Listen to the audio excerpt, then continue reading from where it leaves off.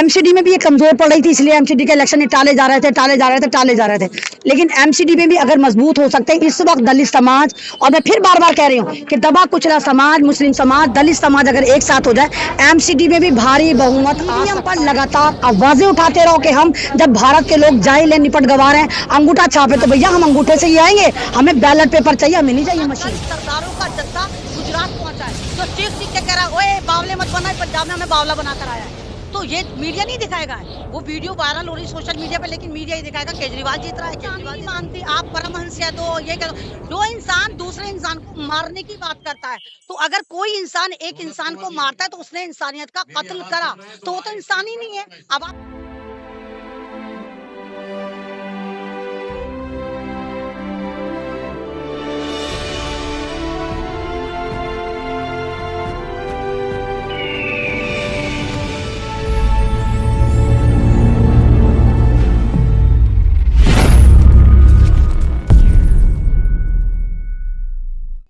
फिर कहते हैं कि नहीं नोट पे लक्ष्मी होनी चाहिए, लक्ष्मी पे लक्ष्मी लगाएंगे। तो ये जिस तरह मोदी जी के स्ट्रेटेजी पे चल रहे हैं, छोटा रिचार्ज है। मैं तो 3 साल से कह रही हूँ मोदी जी का छोटा रिचार्ज है, लेकिन लोग नहीं मानते। ये पढ़ा लिखा संघी और ये मोदी से ज्यादा खतरनाक है, क्योंकि इसको पता है कहाँ पर क्या बोलना और किस तरह बचकर निकलना है। तो ये बहुत खतरनाक है। अब गुजरात में इनकी हार हो रही, गुजरात भेज दिया इसको।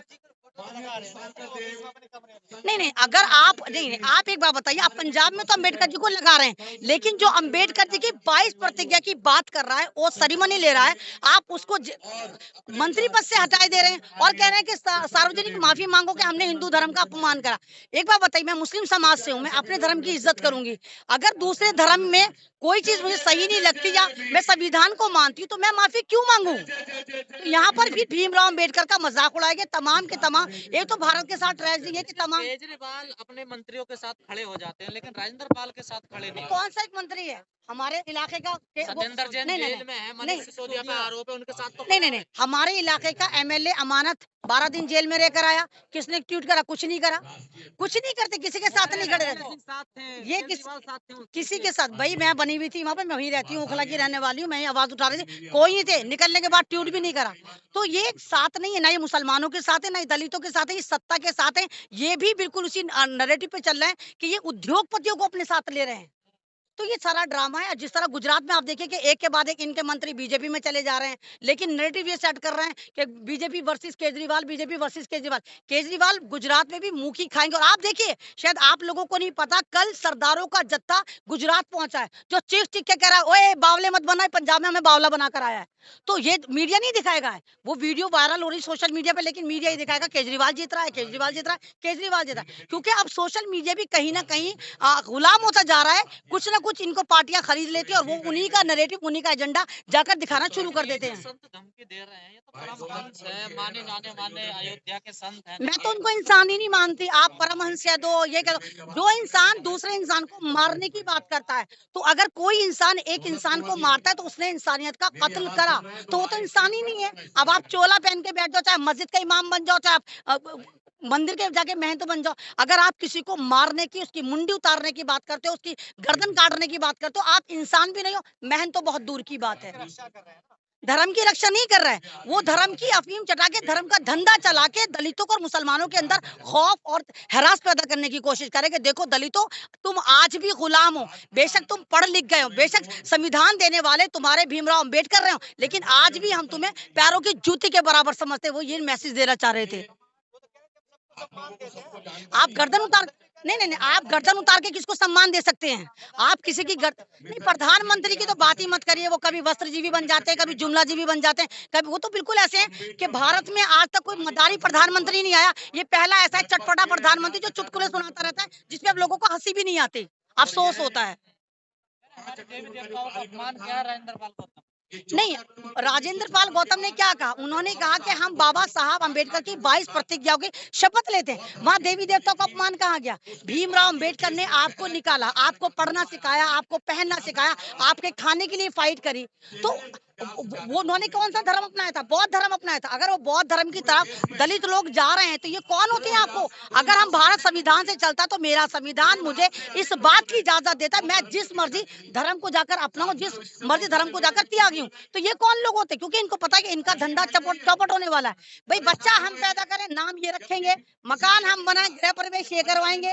तो इस इनके जो धर्म के धंधे हैं ना वो चौपट होने वाले, ये सारी राजनीति उस पर चल रही है। केजरीवाल क्यों नहीं खड़े हो रहे? उनके एक नेता को धमकी दी जा रही है उनके साथ। केजरीवाल तो किसी के साथ भी नहीं खड़े होंगे। केजरीवाल धन के साथ खड़े होंगे, लक्ष्मी के साथ खड़े होंगे। केजरीवाल भी सेम उसी उस पे चलने में बार बार कह रही हूँ कि केजरीवाल आरएसएस का छोटा रिचार्ज है, पढ़ा लिखा रिचार्ज है। वो अपने आप को इस चक्कर में सोचा सन 2024 का प्रधानमंत्री अगर कोई है तो मैं हूँ। वो अपना को इस तरह स्थापित कर रहा है। लेकिन ये ख्वाब खरगोश है, तुम्हारा भी ख्वाब टूटेगा। और जब तुम्हारे गले में कुछ नहीं है, अभी तो तुम सादे बनते हो ना, मैं सादा आदमी हूँ, आम आदमी हूँ, सिक्योरिटी नहीं लूंगा, ये नहीं लूंगा, तो तुम्हारा सारा ड्रामा बेनकाब हो गया है। क्या आप दलित वोट देंगे केजरीवाल को? लगता है देना तो नहीं चाहिए, अगर देंगे तो मुझे समझ में नहीं आया, लेकिन मुझे तो नहीं लगता कि दलित वोट देगा। मुझे तो ये भी पता है कि मुसलमान भी वोट नहीं देगा उनको। अब मुसलमान भी छिटक चुके हैं उनसे। गुजरात जाते बिल्किस की बात नहीं करते, गुजरात जाते मोरबी ब्रिज की बात नहीं करते, गुजरात जाते इंसानियत की बात नहीं करते, लक्ष्मी पर लक्ष्मी लगाएंगे। अरे हमारी करेंसी क्या है? लक्ष्मी है। बावला पन्नी आप कह रहे हैं लक्ष्मी को ऊपर लक्ष्मी चिपकाएंगे आप। तो ये बेवकूफ बना रहे हैं, लोगों के इमोशन से खेल रहे हैं, धर्म की अफीम चटाकर फिर बीजेपी वाले एजेंडे पे चलने की कोशिश कर रहे हैं। भाजपा जो है और केजरीवाल को रास्ता लग रहा है कि आसान रास्ता है जिससे हम आगे नहीं, आप बताइए ना, एक चीज से आप एक आदमी को एक ही बार बेवकूफ बना सकते हैं ना। 8 साल से प्रधानमंत्री मोदी और इनकी पार्टी बना रही है आपको बेवकूफ। उसी एजेंडे पे दोबारा कोई तो आपको कैसे बेवकूफ बना सकता है? तो जनता जाग चुकी है, जनता को समझ में आ गया कि आरएसएस का छोटा रिचार्ज है, ये मोदी जी के साथ मिलकर काम कर रहे हैं। तो जनता बावली नहीं बनेगी। अगर जनता इनके साथ होती तो आज यहाँ पर प्रोटेस्ट नहीं होता, आप यहाँ पर जंतर मंतर पे खड़े ना होते। अगर वाकई आप लोग केजरीवाल के साथ होते, आप मोदी जी के साथ होते, सरकार के साथ होते, तो आज आप जंतर मंतर पे नहीं खड़े होते। नहीं तो जनता ने धर्म मांगा कब है? धर्म जो हमारे आस्था का मामला है, धर्म मेरा दिल का मामला है, इंसानियत मेरी मामला है, मेरा संविधान मेरी पहचान है। भारत की अगर पहचान है, भारत संविधानिक तरीके से चलता है। तो सब एजुकेशन की, स्वास्थ्य की बात करते हैं, अचानक ये धर्मों पे कैसे आ नहीं, गया? कौन सी एजुकेशन की बात करते हैं? दिल्ली के कितने स्कूलों में मैं आपको लेकर चलती हूँ जहाँ बच्चे नशा भी करते हैं, जहाँ बच्चे तमंचे भी लाते हैं, जहाँ बच्चे चाकू भी लाते हैं। बस खाली स्कूलों को लीपा पोती करने के बाद एजेंडा चेंज नहीं होता। आप एक बार बताइए, एक टीचर जो 5 साल पहले नहीं पढ़ा रहा था, केजरीवाल के आते पढ़ाने लग गया।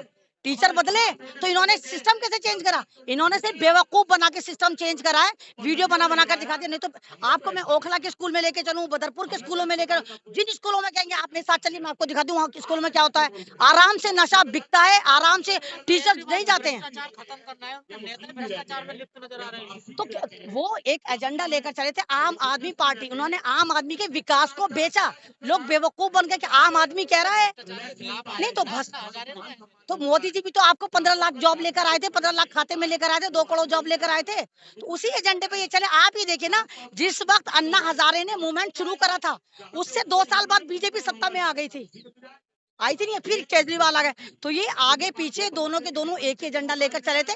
लेकिन इसमें आरएसएस का जो रोल था वो हिडन रोल रहा था। आरएस फ्रंट पे आके नहीं खेली थी, बैक फुट पर आके खेली थी। और इसी केजरीवाल की वजह से ये जो मोदी जी हैं वो सत्ता में आए, और इस वक्त जो खून चूस रहे हैं वो जाने का नाम नहीं ले रहे हैं। केजरीवाल का चेहरा तो हम 4 साल से बेनकाब कर रहे हैं। मैं तो एनआरसी से बोल रही हूँ, मेरी वीडियो उठा के देखिए। मैं तब से कह रही हूँ छोटा रिचार्ज है आरएसएस का। मैं तो 4 साल से बोल रही हूँ भाई वाली बात। तब लोग मेरा मजाक उड़ाते थे, अब खुद ही कह रहे हो कि हाँ भाई आरएसएस का छोटा रिचार्ज है। हमें पहले ही पता था इस संघी आदमी। इलेक्शन डिक्लेयर हो गया, बहुत चालाकी से करा गया। पहले केस पे केस चल रहा है, एकदम से बैक साइड से आके अनाउंसमेंट कर दिया 4 तारीख में इलेक्शन है, ताकि लोग तैयारी ना करें। इन्होंने अपनी तैयारी पूरी कर ली। एमसीडी में भी ये कमजोर पड़ रही थी, इसलिए एमसीडी के इलेक्शन टाले जा रहे थे। लेकिन एमसीडी में भी अगर मजबूत हो सकते हैं, इस वक्त दलित समाज, और मैं फिर बार बार कह रही हूँ कि दबा कुचला समाज, मुस्लिम समाज, दलित समाज अगर एक साथ हो जाए, एमसीडी में भी भारी बहुमत आ सकता है। बट टुकड़ों में मत बटो, एक हो जाओ, यूनाइटेड हो जाओ, संविधान पर यकीन रखो, और ईवीएम पर लगातार आवाजें उठाते रहो कि हम, जब भारत के लोग जाए ले निपट गवा रहे हैं, अंगूठा छापे तो भैया हम अंगूठे से ही आएंगे, हमें बैलेट पेपर चाहिए, हमें नहीं चाहिए मशीन।